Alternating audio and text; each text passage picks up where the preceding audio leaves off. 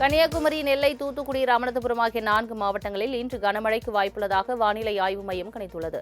வடகிழக்கு பருவமழை தீவிர அடைந்துள்ள நிலையில் தூத்துக்குடி, ராமநாதபுரம், புதுக்கோட்டை, தஞ்சாவூர், திருவாரூர், நாகையில் நாளை கனமழை பெய்யக்கூடும் எனவும் கணிக்கப்பட்டுள்ளது.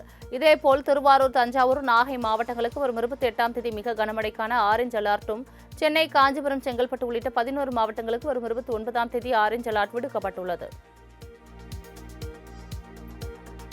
கோதையாற்றில் ஏற்பட்ட வெள்ளப்பெருக்கு காரணமாக திருப்பரப்பு அருவியில் குளிக்க தடை நீட்டிக்கப்பட்டுள்ளது. கன்னியாகுமரியில் கடந்த 4 நாட்களாக பலத்த மழை பெய்து வருகிறது. நீர்பிடிப்பு பகுதிகள் மற்றும் மேற்கு தொடர்ச்சி மலைப்பகுதிகளில் பெய்து வரும் கனமழை காரணமாக 48 அடி கொள்ளளவு கொண்ட பேச்சுப்பாறை அணை 44.12 அடியை எட்டியது.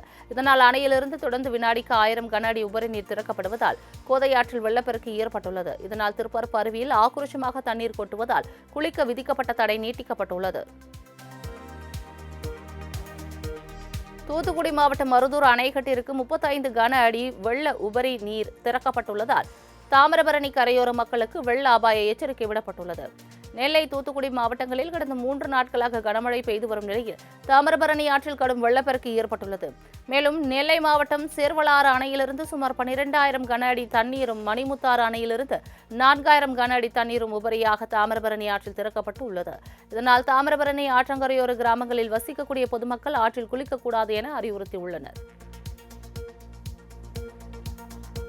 தென்காசி மாவட்டம் கடையம் அருகே கடனா நதி அணையிலிருந்து நீர் வெளியேற்றப்பட்டு வருவதால் கடனா ஆற்றில் வெள்ளப்பெருக்கு ஏற்பட்டது.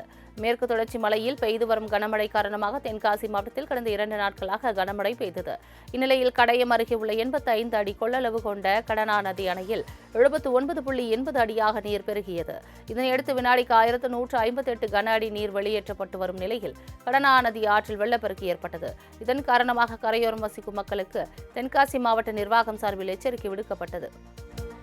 மலாக்கா ஜலசந்தியில் உள்ள காற்றழுத்த தாழ்வு மண்டலம் இன்று அல்லது நாளை புயலாக மாறும் என கூறியிருந்த நிலையில் அது புயலாக வலுப்பெறும் வாய்ப்பு இல்லை என தென்மண்டல வானிலை ஆய்வு மைய தலைவர் அமுதா தெரிவித்துள்ளார்.